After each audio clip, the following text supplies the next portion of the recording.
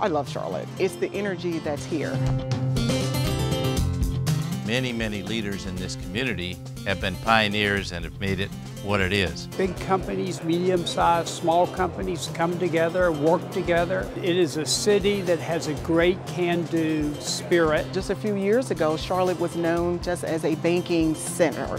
And we still have that label, but we're also quickly being known as the new energy hub. Make a list of all the companies here that do energy or energy-related work. Over 200 companies, 19,000 employees. The United States is where the business is. It made sense to do it in Charlotte because we had the organization here plus the infrastructure.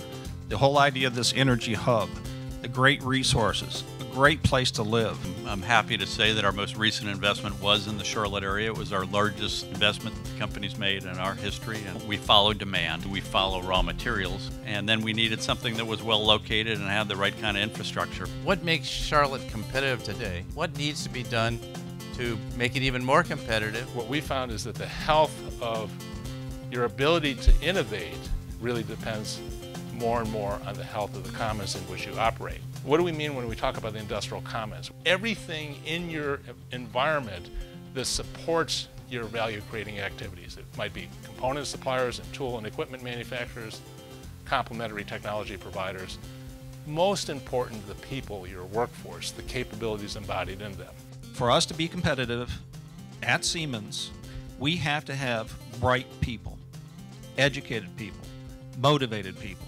We understand that economic development is really human development. So we have a wonderful program in our state called Customized Training Grants through the Department of Commerce, where we can get the money to community colleges. We pass it through in terms of training to companies, and we did that with Siemens. We said, do you have a training center? Yeah, it's in Berlin. We said, fine. We sent our 4 instructors to Berlin, and they got Siemens certified. Now the comfort level is there, and so we knew exactly what sort of precision training to give them. We've got 6 apprentices who will graduate from high school this year. They're finishing up their schoolwork, they're going to college part-time, and then they're coming out to Siemens and working part-time. And in a couple of years, they're going to be graduated, and they're going to be a full-time employee as a machinist, and they're going to be operating some of the most complex pieces of equipment and technology in the world. The Charlotte Joule's Accelerator program, I think, is dead on, where the goal is to get companies in there, say like a Sharecom or others,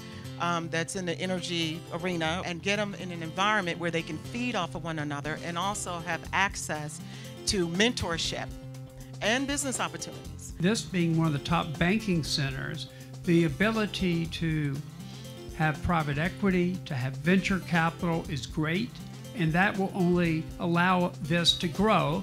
And quite frankly, I'm tired of flying to Silicon Valley. You know, why not have Silicon Valley in Charlotte, at least in the energy sector? You know, one of the hazards of focusing on the challenge of U.S. competitiveness is you spend a lot of time looking at the half of the glass that is empty.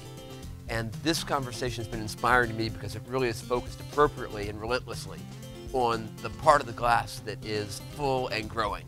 Any time when we can spend time listening to and learning from leaders who are making exactly that difference has been an outstanding day. So thank you very much.